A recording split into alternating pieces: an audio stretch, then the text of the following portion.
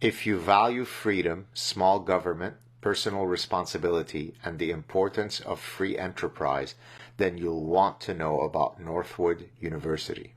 Northwood stands out as a beacon for innovative thinking and ethical leadership, preparing students to thrive in a global free market economy.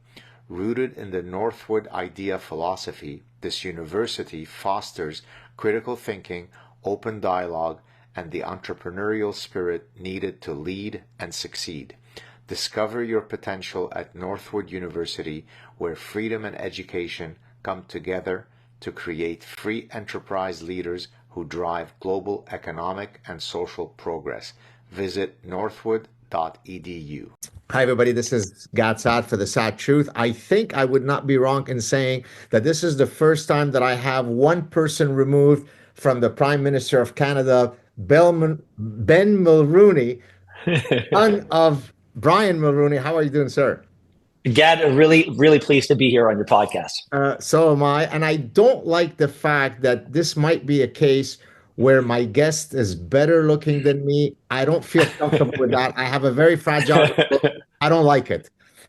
Well, thank you for saying that. Thank you. I was always told I had a face for radio. I'm finally doing that. So. Oh, I think you're modest. Okay, let's start with. I hope that, I mean, I don't know if you get upset when people introduce you as your father's son, but obviously he was the prime minister from, I think, 1984 to 1993. Is this something that you wear as a badge of honor, or would you prefer that, hey, no, I don't want you to constantly refer to my dad? No, I love it. I mean, that the name carries so much weight. It means so much to so many people, and it really was in full display at my dad's funeral. In fact, in the weeks leading up to my dad's funeral, I can't tell you how many people stopped me on the street, sent me DMs, called into the show to say what he meant to them. So I wear it as a badge of honor. I was named after his father, who was an electrician on the North Shore of Quebec in Baie-Comeau. So Benedict Mulroney had a Brian Mulroney, who had a Benedict Mulroney, and I named one of my sons Brian Mulroney. So wow. I'm very, very proud of the name. Now, I was just checking. I mean, I thought you had obviously big ties to Quebec, but I don't think I knew that you were born in Montreal. So as you know, I've been in Montreal for many years. Do you return often to Montreal? What do you think of Montreal and so on? Oh, absolutely. I go back to Montreal all the time. My mother, when my parents were empty nesters, moved out of Westmount and moved into Montreal in the old Marianopolis building. And it's just a stunning, stunning place with the best view you've ever seen of the most beautiful city in North America. And my in-laws are still there. I still have great friends there.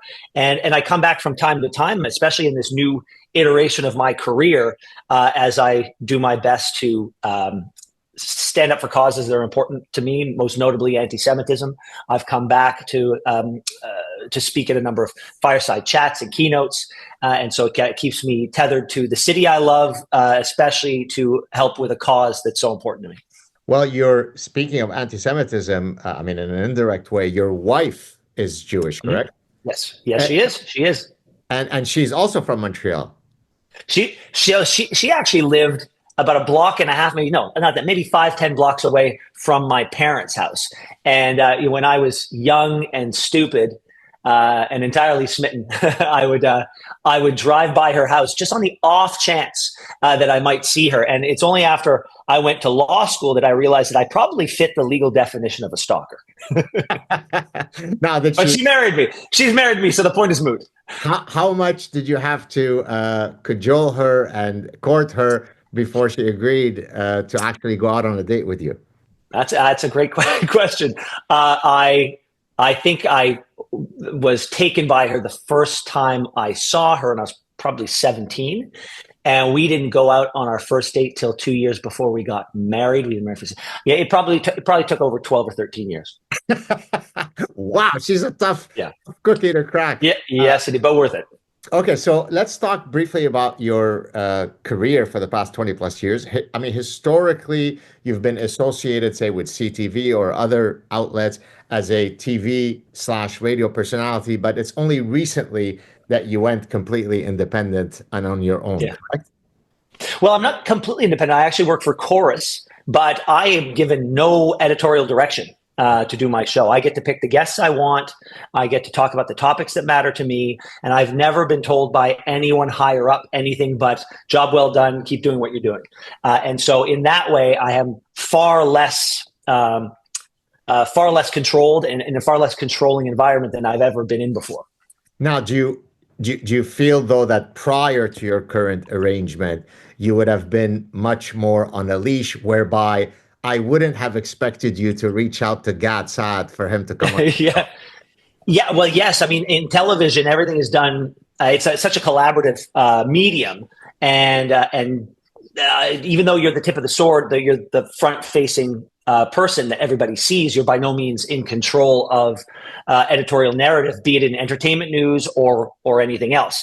And I mean, do you remember when that hashtag was circulating, I don't know, less than 7-8 years ago, about bring our girls home? Yes. And they had everybody. I thought it was such a silly thing to do. I didn't want to do it. I thought it was performative, and I thought it wasn't going to achieve anything, and I thought we were all going to look really silly. And I was told it would be much better if everybody on the show did it. And so I did it, and then the pushback was immediate. It was, of course, it was silly, and we're not bringing anybody home by doing this. And so that was just one small thing. But I do remember when I pivoted to morning television, when Canada AM, the CTV's national morning show, was sent out to pasture, and they want to rebrand and breathe new life into morning television. I took over, and we helped build Your Morning. I remember during one of the first Black History Months, we had a number of very well-educated people, I believe a couple of professors on the show, who kept referring to Canada as a slave-owning nation. Now, that's factually incorrect. The practice of slaveholding was outlawed in the British Empire 70 years before Canada became a nation. Now, was there slavery in British North America? Yes, of course. But I had these people repeating this, and I remember in a meeting saying, I'm going to correct somebody the next time they say that. And I was told, no, don't do that. Unfortunately, it didn't come up again, but I was very surprised by that. I mean, I think Canada's got enough to answer for, enough skeletons in our closet, enough mistakes that were made historically, that we don't need to create new ones. I don't like being responsible for the ills of other countries. I don't like being responsible for the criminal behavior of, say, a murderous police officer in the United States. That's their issue to deal with. And yet we seem to import all of those problems, take them on ourselves, self-flagellate, and show everybody how terrible we are, but how we want to do better, but we don't really do the things we need to make ourselves better. Yeah, indeed. We'll get down to some of the woke stuff that is unique to Canada in a bit. And I think I might have touched upon some of the stuff when I first appeared on your show. But are there a lot of differences, say, between your own personal politics as compared to, say, your dad? Are there glaring differences, or, you're pretty much fully aligned politically? I'm sure there were small differences. I'm sure there were, I'm sure there were small differences, a policy here or there, but broad strokes, no. I think we saw where Canada should go and what Canada should be doing in very similar ways. I believe that a dollar earned by an individual is best spent by that individual, but I also believe in a robust social safety net. I believe that Canada was built on immigration, and when done responsibly, up until, say, 10 years ago, it was a crowning achievement in Canada that you could have so many diverse and divergent perspectives that could all agree on this one important issue. I agree. I believe that most programs in the of the federal government should be viewed as expenses, not as investments. But there are some that are true investments. For example, childcare. I've seen the studies that demonstrate that when for every dollar you invest in childcare, I think there's something like $7 that come back because you've freed up a family to be more productive. And so, I've those tests that you can take online, Gad, that tell you where you fall on the political spectrum. Every time I take it, I fall dead center. I'm as close to being a centrist as you can be. Now, the political parties change. And so depending on who's in power, I'm viewed as extreme this or extreme that. But according to the 500 questions you have to answer, I'm a centrist. So I came to Canada in 1975. I had just turned 11. And just in my time in Canada, I've seen gigantic changes, regrettably, with infinite regret, most of them for the worse. So, for example, I remember that in Montreal, the city would always pride itself that as the snow is falling, they're coming and cleaning the snow. Yeah, Sort of as if you could never have any snow buildup because snow removal is so good, whereas now you could have a double blizzard that lasts for 8 to 10 days before they come around. Of yeah, course, I would argue, and I think I'm right, that comes eventually from the stressors of having an infinitely generous welfare state whereby you keep increasing our taxes and something is going yeah, to have to give. So the healthcare used to be better 30, 40 years ago. yeah, Today we're forced to take private healthcare even though we pay the highest possible taxes. yeah, Do you can you foresee ever an autocorrection? And maybe this leads us to the current yeah. election that's coming up. Do you ever see taxes greatly being reduced in Canada, or is the train ever more going in one direction? Well, I would like to live in. I don't pretend to be an expert in tax systems, but I pay them, so I'm an expert in that. And never have we been putting more into the system in all three levels of government and getting less out. And what we are getting, and what little we're getting out is the outcomes have never been worse. I look at healthcare, for example, but a lot of that can be traced, I think, to bloated bureaucracy, and a lot of it can be traced to poor vision for the country. Every time I hear the Liberal Party say, "Oh, the Conservatives voted against housing and they voted against childcare," no, they didn't. They voted against your programs. Yeah. And your programs did nothing but reduce the number of childcare spots, and your program did nothing but slow down housing. I read somewhere that I think it was in the National Post, when you're a party that believes that your interests are the country's interests, you can say nonsense like that. And so I think Poilievre said it very well. He said, "Look, if I become prime minister and I open up the books of the federal government, I don't know what I'm going to find. I suspect it's going to be a worse mess than we've been led to believe." And so he said, "I don't know how much I'm going to be able to put into defense immediately, but I can promise you, I'm going to get rid of the bloat. I'm going to get rid of the pet projects and the the spending that isn't core to what we need to be doing, and I'm going to stick to the stuff that we're really good at." Now, do I think that a robust social safety net is important? Yeah, I do. I think Canada has an obligation to help out those who need it, and we've always been generous that way. But do I think that a program that came into effect 6 months ago, like dental care, do I think that should be enshrined in stone? No, I think we should look at it. And I remember a program that came out a few months before the election where they said, "Oh, we're gonna put $1 billion into a pot to feed kids before school." I was like, with all due respect, if you gave me some of my own money back, I could feed my own kids. And not that I have a problem feeding my kids, but I was speaking on behalf of my listeners. So there's certain things the government shouldn't be doing. They shouldn't be sowing chaos and then coming in and pretending to be the agent of order to restore order from that chaos. If you create it, all you got to do is get rid of the chaos. We don't need you coming up with a new government program to restore the order. You mentioned Poilievre, so let's talk about that. So he had, I can't remember the exact maximal lead he had, but let's go with, I don't know, maybe 40 points, 30, 35 points, whatever that number is, Yeah. was. And now it certainly seems to have reversed. Now, some have argued, and I think one can lend credence to it, that in a sense, he's maybe doing the Kamala Harris thing, whereby he hasn't worked hard enough to, for example, why don't you go on Joe Rogan's show or whichever other podcast? Now, I've been in touch with him myself, and I offered him the chance to come on my show. Now, I don't have the platform of Joe Rogan, but I'm no slouch. Yeah. I think it could be a nice conversation. I'm not sure if you've offered him the same. What are your thoughts about what's going on with Poilievre, that he's lost this lead? Can he still reverse the trend? Give us your. I will say that I don't pay too much mind to daily polls. I don't worry about them. I think they're a good gauge for a campaign to decide, if they want to pivot and how their message is getting across. But I don't really worry about that. My dad used to say the only poll that matters is the poll on election day, and I subscribe to that. I also take issue with, when I see a poll, for example, Gad, that says that the Liberals are knocking on 50% popular support. The last time a politician got 50% of the vote in Canada was 1984. And that was my dad. It was a real change election. There was a Trudeau legacy that needed to be held to account. The Conservative Party was the agent of that change. And there were three parties, right?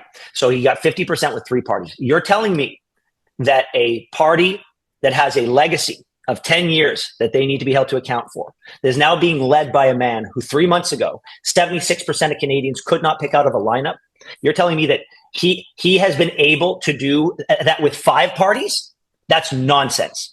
And then when I hear a story today that the majority of Canadians believe that the Liberal Party of Canada would be the most effective steward of resource development in this country, resource development, it makes me think that the entire polling industry is made up of a bunch of guys sitting in a room with a Ouija board. This doesn't make any sense to me. So that's why I don't look at those things, because they have their data and they have their reasons, they have their protocols and their workflows. And I'm sure it makes sense to them. It doesn't make any sense to me. I'd rather talk to people. I'd rather talk to the voters and find out what they're thinking. Now, go back to your question, can he turn it around? Of course he can turn it around. He's the hardest working guy in politics. He's been at this, beating this drum for 10 years. And there are people who are far less partisan than me who acknowledge that had we been adopting the policies that he's been advocating for the past 10 years, we would not find ourselves in this weakened position facing a Donald Trump threat. And that brings me to the third point. It looks like as early as today, Donald Trump is going to put a 90-day pause on his tariffs on everybody with the exception of China. And that could, if the Tories are able to message it properly, that could get people doing what they were doing before, which is looking in the rearview mirror at the legacy of the last 10 years, as opposed to forward, which is where the Liberals have had everyone looking at the mean president in front of them. And if he's no longer the threat that the Liberals have made him out to be, like the cause of all your problems, we're not the cause of your problems. He's the cause of all your problems, and we are here to protect you. If they can change that narrative, then anything can happen. We also have debates. Don't forget, his French is so terrible. We'll have to see. Yeah, that's right. So the United States, because of Donald Trump, and he's such a unique figure in every imaginable way, that whatever autocorrection was required in the United States would require someone as cataclysmically different from anyone else to be able to implement it. Now, notwithstanding that Poilievre is a good guy, there are many, many things that I love about Poilievre, and of course, the apple is a fantastic. So on, reminds me of the spaghetti westerns of my childhood and Eastwood. I mean, okay, that's all great, but do you feel? Maybe it's unfair to compare him to someone as kind of historic as Donald Trump. Does he have the cataclysmic chutzpah to be able to make the changes that I think Canada require? Or is he still going to be someone perhaps better than the previous administration, but still working within the margins of the leashes that are afforded? No, I think he is the type of politician who is he's the man of the moment. I get this knock on me all the time on social media whenever I dip my toe into politics. Someone says, "Oh, this conservative party is nothing like your dad's progressive conservative party." I say to that a couple of things. I say, well, maybe. But maybe we don't need the Progressive Conservative Party today. Maybe this is the vehicle of change that is needed. And secondly, I say to anybody who says that, I promise you, the NDP of today and the Liberal Party of today are nothing like the NDP and Liberal parties of the 80s and 90s. And the differences are it's a difference of degrees between the two Tory parties. It's a difference of light years for those other two parties. Look, I really thought before Donald Trump presented as a threat, and he did. There are a lot of my listeners who very much like him and wanted to see him succeed. They thought he was the right choice for America. They thought that the country needed to shake off some really bad ideas, and he was going to be the guy to do it. But then he voluntarily presented as a threat and called us a threat. Therefore, we had to take him seriously.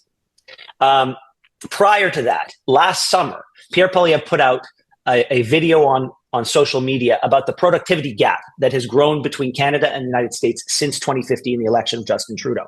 It was an incredibly convincing, compelling video. He bypassed the media completely, put out this video. It got 1 million views in a few days. And next thing you know, that's all the media are talking about. So it was brilliant. And it was done very, very well. And I thought the value proposition for a conservative government under Pierre Poilievre was automatic.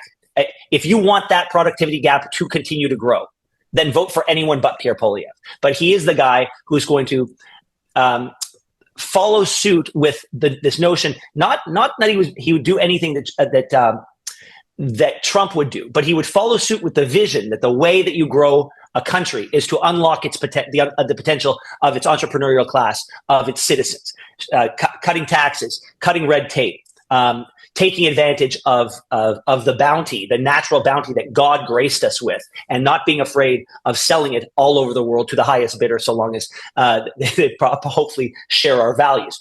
That to me was an automatic yes to the value proposition of Pierre Poilievre. I underestimated the wild card that was the tariffs, and I underestimated the Liberals' ability to craft a narrative that they were somehow the best suited and best positioned to protect against that threat.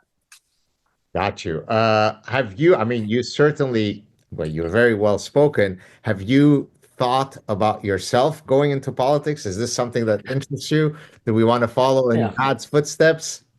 My sister is in politics. She's in Doug Ford's provincial cabinet. She's the president of the Treasury Board. She's the hardest working person I've ever met in my life. If she does something, she's going to do it to the best of her ability every single time. The amount of effort I see her putting in every day to that job, I don't know that I could do it consistently. I also don't know that I have a vision and solutions to bring to bear to problems. I think it's great that if you can identify a problem, that makes for a very good radio show host or podcast host talking about the problems. But you also have to be able to offer up solutions, and that takes vision. And I don't know that I necessarily have that. Well, I think that interrupt you. If that were the measure by which we get people into politics, 95% of politicians would never be politicians. So I think you're a bit hard on yourself. Okay, well, I'll reframe it, Gad. If I ever found that I was no longer being satisfied by this new world that I'm living in of talk radio and podcasting, if I felt that I had done everything that I wanted to do, I may consider running for mayor of Toronto. I love municipal politics. I feel that is a level of politics that touches people most directly in their daily lives. I think Toronto has a leadership problem. I think that Toronto has a values problem. I think there are a lot of problems in the city that can be attributed directly to ideology. And I think I wouldn't do it anytime soon. But if I felt that I could be of benefit to that conversation, yeah, I would consider it. Okay, well, I told you before we got on that I would ask you this question, and I wasn't sure if you'd want to answer it, but then you graciously said you would. We're talking about politics. You are friends. I don't know if you still are, but you were friends with Justin Trudeau. I should say, before I even ask the question, I am certainly one of the least possible fans of Justin Trudeau. Yeah. Tell me about your relationship with him. Tell me whether you've ever discussed any political differences that you might have with him. I'm truly fascinated by that relationship. Yeah. So first, I think you've got one thing you have to know about me and my family and our upbringing was we truly believed, because we saw it in practice and we saw how my dad lived his life, that politics was meant to be fought to the best of your ability. And when the fight was over, you laid down your arms and you treated your adversary with respect. And I see the value in that and appreciation for that. That's why you'll never hear me accuse someone I disagree with of being a traitor to Canada. They just have a different vision for the country. And let's duke it out in the public arena and may the best ideas win.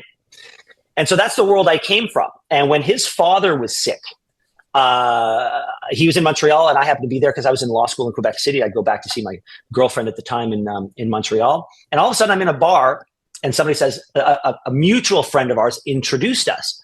And he was charismatic and charming and funny.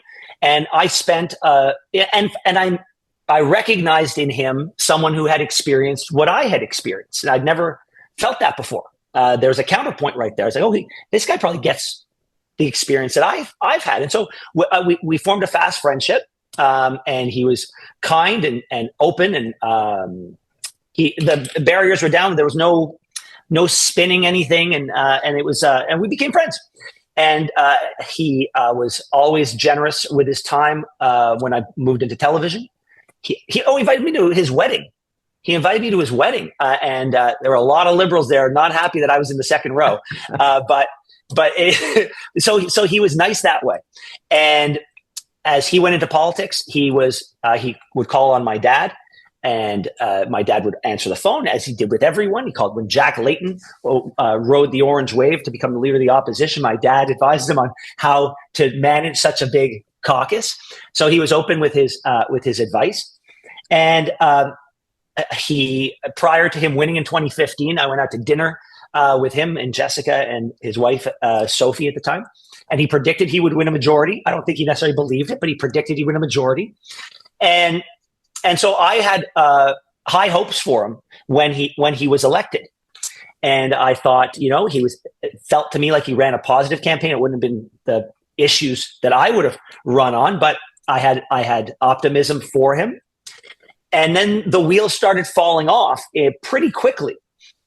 And I didn't really talk politics when I was on television. It didn't serve my purposes to talk smack about a politician and then try to interview them the next day. So I sort of put my politics aside, and I realized politics is like a muscle. If you don't exercise it, it atrophies.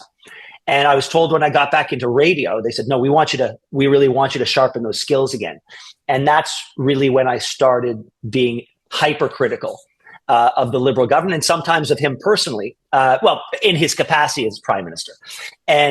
But if he were to call me right now, I would try to, and he wanted to talk, I would absolutely listen. I'd say, I hope you don't mind, I gave it to you pretty hard on the radio today, but I would hope there would be an understanding. Those are the things, that's what you signed up for.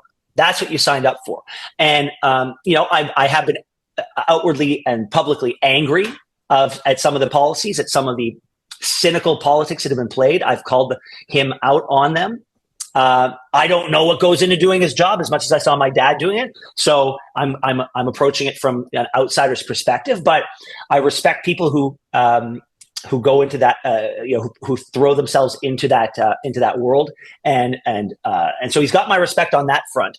And he also has my respect, Gad, on how he treated my father. He treated him very, very well. And the fact that it was a Liberal government treating a Conservative prime minister that way is unheard of. We do not have a tradition in this country of respectful treatment of former prime ministers. Once you're out, they turf you, and it's almost like you're shuttled off into the political hinterland. Even though every single prime minister who leaves has institutional knowledge and relationships that could benefit the next guy, and I think he probably realized he didn't have an entry point into the Trump organization the first or second time. And so I'm sure there was a little bit of political opportunism on that front. Hey, let's bring in the only guy we know who knows Donald Trump. But the end result was he treated my father with great respect, so I had a lot of time for him on that front. That was a very, very gracious response. We expect nothing less of you. I think my antipathy towards Justin Trudeau is, it's twofold. Yes. Of course, many of his positions were, I always have said that he is a walking manifestation of both the parasitic mind and my forthcoming book, Suicidal Empathy. He really is the exemplar. But I also think there was an element, his unique performative style created a lot of animus, not just in me. So, for example, she-covery instead of recovery, she said. So it's at a level that exceeds my infinite capacity for satire. That you can't believe that this human being exists. So I don't doubt, by the way, that you're absolutely truthful about how kind he was to your dad. I suspect that if I sat down with him for dinner, he'd be a lovely guy. That doesn't take away from the fact that there was this kind of substitute drama teacher woke formative nonsense that was just it was so galling. So in personal interactions with him, would you see some of that stuff and go, "Hey, Justin, can you tone it down a bit"? So I have not spent any meaningful time with him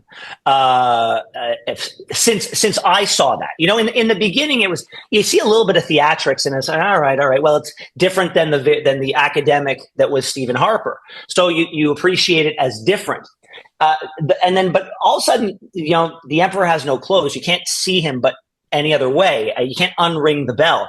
And I wasn't. And I kept hoping, why aren't other people seeing what I'm seeing here? And then at one point I was exclusively frustrated with the world for not seeing it. The dramatics and the flourishes and the over the top language, and then all of a sudden everybody did start seeing it, Gad.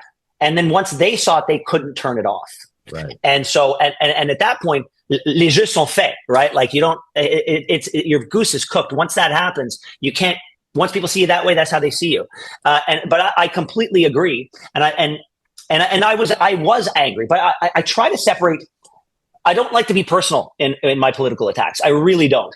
I leave that to others, and I give space on my show to others to level those types of criticisms. I don't like doing it. I think there's plenty to judge him on. Also, I wasn't there. I wasn't in the arena with the man when he disrespected the women in his cabinet, for example. I'll let the women in his cabinet come on my show and talk about his mistreatment of them, and I think I think there was enough to criticize the ideology. You remember, Gad, in 2015, we were promised evidence-based policy, and we got anything but. We got ideology-based policy, despite I don't mind when a politician takes us down a road and it turns out it was the wrong road, but have the decency and the common sense to back up, do a 3-point turn, and take us somewhere else. These guys did not care, and that's the stuff that angered me. Despite and I'll finish my long-winded response with this. The part that really set me off, that angered me the most, is we find ourselves in the position that we find ourselves in today due entirely to bad decisions and cynical decisions made by the Liberal government. Meaning, 2 years ago, or maybe not, let's say 1 year ago, 80% of Canadians wanted an election. They deserved an election. We went to the polls in 2019, and he got a minority. And that's the people telling him, we do not trust you with the keys to the kingdom. We're going to keep you on a short leash, and we're going to pull the ripcord anytime we want. And typically in Canada, minority governments last between 9 and 18 months. So then what does he do? He throws us to the polls in the middle of a pandemic and says it's the most consequential election of our lifetime. And what does he get? Virtually the same result. Well, now he's not happy because the polls told him he was going to get a majority, and it didn't happen. So now he's not happy. So what does he do? He gets into bed with the NDP so that he can act as if he has a majority. And what does that do? It deprives the people of what they told him twice. We don't trust you to govern for 5 years. We want to be able to pull the plug within a year. And we were deprived of that choice. And despite all the scandal after scandal, and despite the looming threat of an American presidency that we knew was antagonistic to him because he had been antagonistic to Trump, despite that, when everybody said it's time for an election, what does he do? He puts party over country and has a Liberal leadership race. And while the rest of the world is planning and girding and communicating and telegraphing and taking meetings in Washington, we were doing none of that because the Liberals had to put on their little leadership pageant. And now we find ourselves, and now they got the big baddie that they want. They got the big baddie that they want, and it's perfect because everyone's so scared of him. They don't have to pay for the last 10 years. So that elicits real anger in me because I feel it was anti-democratic, it was cynical, and it has hurt the entire country. What do you?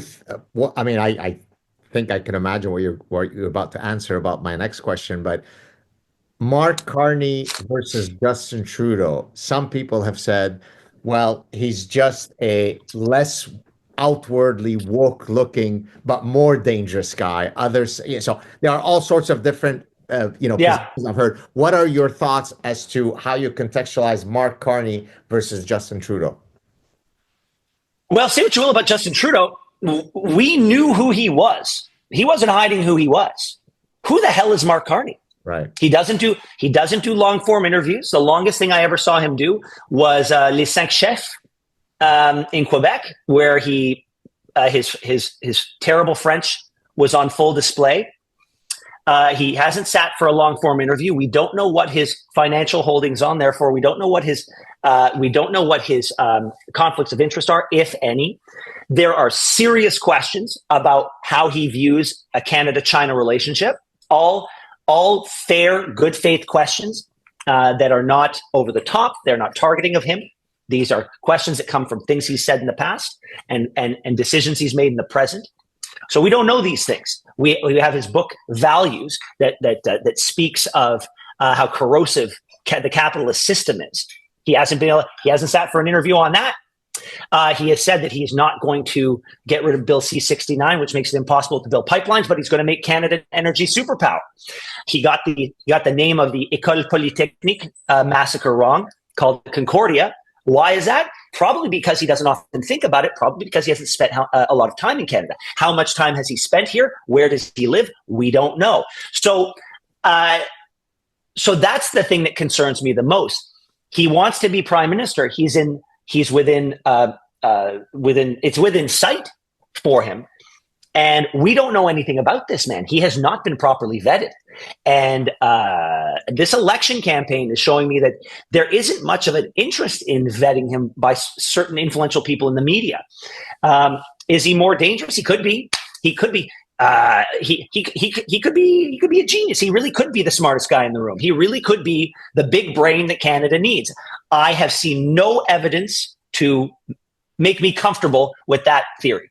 What really galls me, this applies not just for the Canadian politics, but more generally regarding the architecture of the human mind, is the unwillingness of most people to alter their opinions on something, despite endless amount of evidence that I might offer you. And so specifically regarding Carney, I get tons of people who come up to me, they recognize me on the street and say, "Oh, Professor Saad, I love everything you say. I love." I then say, "Well, thank you. That's very kind. Do you mind if I ask who you're going to vote for in the next election?" And then immediately the answer is, "Oh, I'm going to vote Liberal. I'm going to vote Carney." And then I say, "But you do realize that nearly every single position that I could have ever taken would be contrary to Carney, and yet you just said before that you would, you love everything that I do." My point being that most people are cognitive misers, and that they don't actually take the necessary time to think about policies and so on. It is at that level of stupidity. I am a liberal person, therefore I'm going to vote for the party that has the word liberal on it. Conservative sounds ominous and old-fashioned, but I live in a cool area of Montreal where everybody is liberal. That's why now it sounds as though I'm being hyperbolic, but I'm not. Is there a way for us to ever alter that, or is this an indelible part of how people think or lack thereof? I'm finding it really interesting in this campaign. I have friends who say, I'm not going to vote for Pierre Poilievre because he's mean. First of all, I haven't seen evidence of that. I've seen plenty of evidence of the Liberals being mean. But maybe I've got my own biases there, which I try to take into account on my show. But even if that's the case, I'd rather someone who's mean, who's going to fix the messes that we've been in, than somebody who's super nice, who's partly responsible for the disaster that is a great many aspects of our economy and our society. And I don't understand a lot of these people. You are no more, you're no better off today than you were 6 months ago when you were going to vote for Pierre Poilievre. And the only reason you're going to change is because you think he's mean. I don't understand how anyone in this moment could make that choice. Look, if you want to tell me that you believe in Mark Carney's policies more than Pierre Poilievre's, that's a debate I'm more than willing to entertain. Let's talk about that. If you can find some policies of the Liberals that weren't directly lifted from Pierre Poilievre, we can have that conversation. But you want to have a question about tone? Tone is the top of the list of things that are important to you in this election? I don't know how to talk to somebody like that. But by the way, it's the exact same reality that you just described for Donald Trump, right? And I talk about this in one of my books where I basically argue that all of my academic colleagues despise Donald Trump because he serves as an aesthetic injury to their progressive sensibility, Yeah. right? So I'm speaking now as if I were one of those progressive guys. How could such an ogre ascend to the highest office? That would invalidate the way that I learned to speak with a progressive lisp and hold my pinky when I drink my espresso. Either it invalidates me or he has to be invalidated. So I think Yeah. that speaks to exactly what you said. I don't like the way Poilievre speaks. I'm speaking as your liberal friend. Yeah. And Yeah. therefore he's mean and I don't want him. And I hate to say it, Ben, but I think that's how people make their decisions when it comes to their politicians. I mean, I don't remember it being like that before. I don't. It was about ideas and it was about vision. And back when my dad won his two majorities, the debates mattered. The debates swung the election for him in both cases. And in one case, it was one moment in particular. And it's available for anybody to see online. I bet you if somebody Googled best debate moment in Canadian political history, the John Turner, Brian Mulroney, "You had an option, sir" moment would come up. And I don't remember it being about how it made people feel. I mean, that being said, Justin Trudeau made people feel good. But you would think after four kicks at the fourth kick in the can, they'd say, okay, well, feelings didn't really get us to where we needed to be. Maybe we should try something different. I mean, this is akin, Gad, to burning your hand on the stove and putting it back on 3 more times. Yeah. We should have gotten the idea after the first. I'll give you one after the second, then it's on us. But it's the old adage: you get the government you deserve. Indeed. All right, let's talk some personal stuff. What animates the excitement when Ben gets out of bed and he kind of goes like this is it, oh, here are the guests that are coming on my show? Of course, top of that list is Professor Gatsad. Or is there something else? What drives your happiness? Because I see you even on social media and I should learn from you. Although I think I'm a very warm person. If you come after me, I can be pretty punchy and I can go after people. Whereas I always see you're always even keeled, even when people come after you hard. You have a very pleasant, jovial disposition. So what makes Ben Mulroney happy? Well, what gets me to jump out of bed in the morning professionally is just the idea of doing this show. I'd never in my wildest dreams thought that it would be this satisfying. And this is the first time in my career where my name is in what I do. It was never Your Morning with Ben Mulroney. It was never E-Talk with Ben Mulroney. It was never any of those things. This is the Ben Mulroney Show. And the fact that I have the support at Chorus that I have from my producer, who is the other half of my brain, and the head of radio, who was the one who brought me in. I get out of bed every day so excited just to do the show. And I like it when something surprises us. It's great to have a big name guest, but I like those days where we don't know what's going to happen, or a guest doesn't show up. All right, what are we going to do? That's exciting. And so that I've never knew I could be this happy doing a job. And when it comes to Twitter, my policy is it doesn't really matter. And there are people who take it too seriously. And there are also some terrible debaters online. And I approach every engagement, even if it's with someone I disagree with. It might be a little saucy, it might be a little spicy, but it'll always be respectful. If somebody decides that they're going to turn the dial all the way to disrespectful, I wish at this point they would learn, because you're not going to beat me. You're not. I'm going to. I can beat anybody in 240 characters. Or how many? It's not a long form debate. No one's asking me to write an essay, but in 4 or 5 sentences, it's not going to end the way you want it to end. And the key, Gad, is you got to learn to just set the trap and walk away and not care about it anymore. Do you feel that your respectful approach in some of these spicy interactions on social media is just the unique combination of genes that make Ben Mulroney, or is this something that was instilled by your parents? Because, they obviously have to be austere and respectful. You're Prime Minister of Canada. Is this something that, you learned through osmosis through that, or is this who Ben is? I think probably a combination. Probably a little bit of my dad. I think he liked to tussle.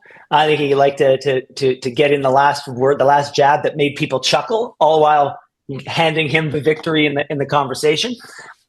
When I was younger, I had my head in the clouds. I was a daydreamer. I was a creative thinker, and then I went to law school because I really was quite an immature kid coming out of college, and I needed some more education.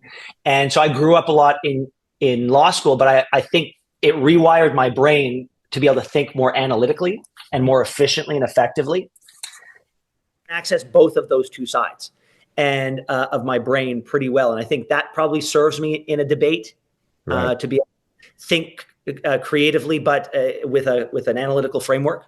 I don't know. It's a theory of mine. But you never, the fact that you got your law training and that allowed you to have a more analytical mind is benefit enough, but you never practice in the legal profession. No. I knew very early on that I didn't want to be a lawyer, and were I to become a lawyer, I would be a very bad one.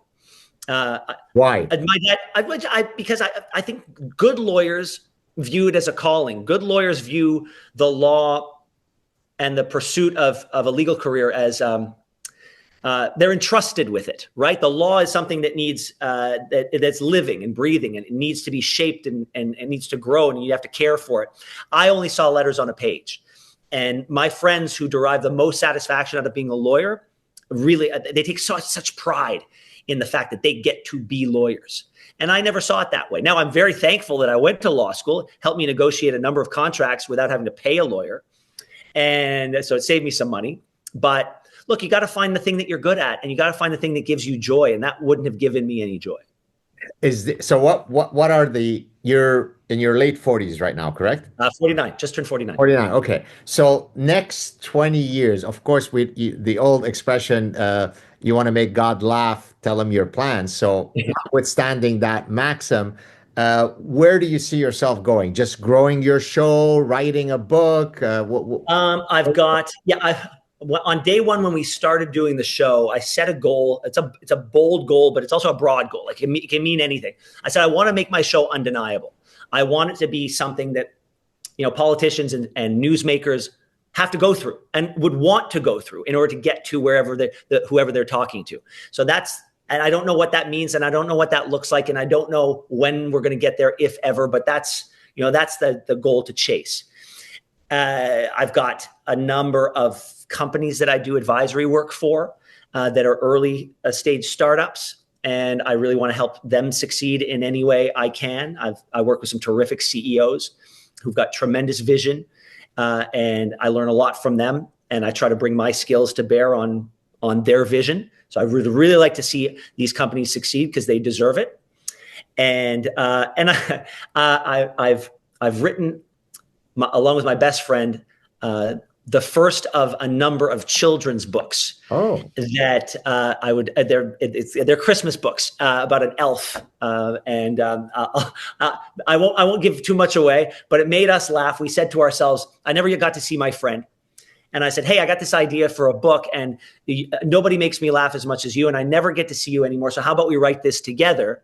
In a worst case scenario, we have something we can pass on to our kids and our grandkids. In a best case scenario, who knows? Well, now we're in some significant talks where we're going to be able to do something fun with it. And but my dad always used to say, don't talk about it until it's done. So I've given you just a little bit, but it's done in that I was able to build out my friendship with my friend in such a great way and spend time with him and do this creative thing with him. Oh, that's lovely. Listen, next time that you come to Montreal, I hope that you will think about maybe contacting me. Maybe we can hang out, go for a coffee. I love that. So that would be fantastic. I knew that we would have a great conversation, but you've exceeded my expectations in that you are even more charming than I thought you would be. Thank you so much for coming on the show. Stay on the line so we could say goodbye offline. And you're, of course, welcome to come back anytime you'd like. Thank you, Ged. Cheers. Take care.